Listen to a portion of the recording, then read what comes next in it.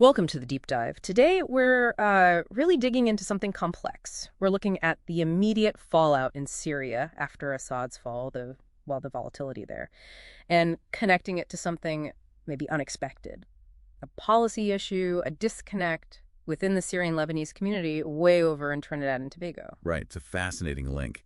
The key thing to grasp, I think, is that the end of the Ba'athist regime in late 2024, it didn't actually signal peace. Instead, it pretty much immediately kicked off this period of decentralized instability. So the conflict just shifted gears, essentially. Exactly. It didn't really stop. The new power structure, the de facto government, is led by Ahmed al-Shara. He was the head of Hayat Tahrir al-Sham, HTS, an Islamist group. Okay, so a major ideological shift from the old secular Ba'athist state. A huge shift. All right. And that's really the core problem. It fractured things rather than unifying them. And are there clear signs, sort of immediate signs, that this new government is struggling to actually hold things together? Oh, absolutely. Look at the attempt to integrate the SDF, the Syrian Democratic Forces. They're largely secular, Kurdish-led. There was a deal floated back in March 2025 to bring them into the fold. And that didn't work out. Not at all. It failed, spectacularly, actually.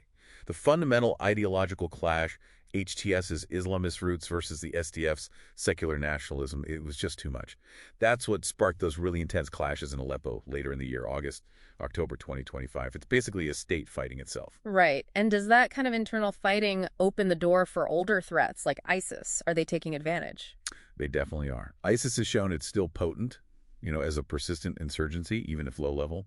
By May 2025, they'd already claimed, I think, 33 attacks, hitting new government security points, mostly in the east. So instability is just the baseline now. A cycle of violence continues. Pretty much.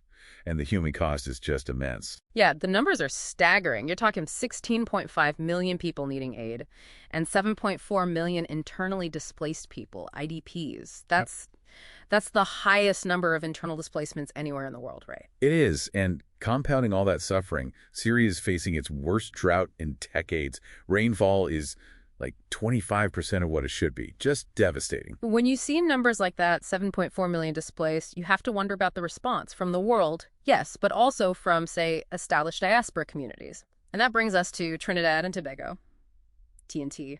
Quite a pivot geographically. It is, but there's a very established, very successful Syrian and Lebanese diaspora there, Yeah. economically powerful. Right, they're a tiny fraction of the population, 0.08%, but huge players in certain sectors. Exactly. Haberdashery, real estate, they dominate. Their roots go way back, mostly Christian Maronite and Orthodox migrants arriving between roughly 1904 and the 1930s. And they've integrated politically too, haven't they, to protect those interests? Yes. Very much so. They have strong ties, particularly with the People's National Movement, the PNM. It gives them a degree of political protection, you could say, for their economic position. Okay, so they're established, wealthy, politically connected, but then you look at TNT's actual policy for modern refugees. And that's where the disconnect becomes really stark. TNT adopted a national refugee policy back in 2014. But here's the thing. They never actually passed the laws to implement it. So for over a decade, there's been a policy on paper, but no legal framework. Precisely. It's a major structural failure. So 64 registered Syrian refugees currently in TNT, they aren't covered by proper asylum law. They fall under the old, very restrictive 1976 Immigration Act. The government kind of acknowledges the crisis, but the system itself denies real protection. So what about the diaspora's own charity work? Given their roots, do they engage with these newer Syrian refugees? Well, this is where you see what looks like strategic insulation. There are active charitable groups, like the Syrian Lebanese Women's Association, the SLWA. They do good work, but according to the sources, their focus is entirely domestic.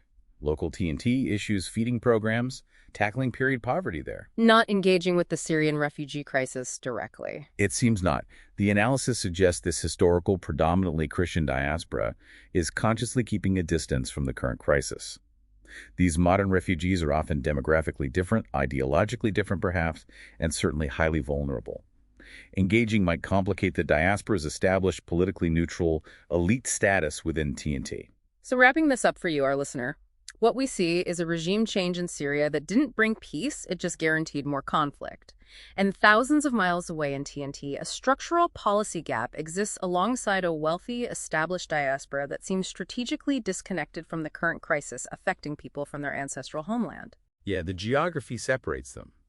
But policy failures and maybe Identity politics link these situations in a really interesting way. And it leads to a provocative thought, perhaps. Given the TNT diaspora's economic power and their apparent need to stay politically neutral locally, maybe direct refugee charity isn't the most viable path for them. What's the alternative then? Well, maybe the most effective way to leverage their significant capital without getting tangled in complex local politics or refugee specifics is through creating different kinds of aid channels. Think about non-sectarian, tangible support in the region like funding schools or medical supply lines, things designed to bypass political hurdles but still provide real help. It's certainly something worth considering.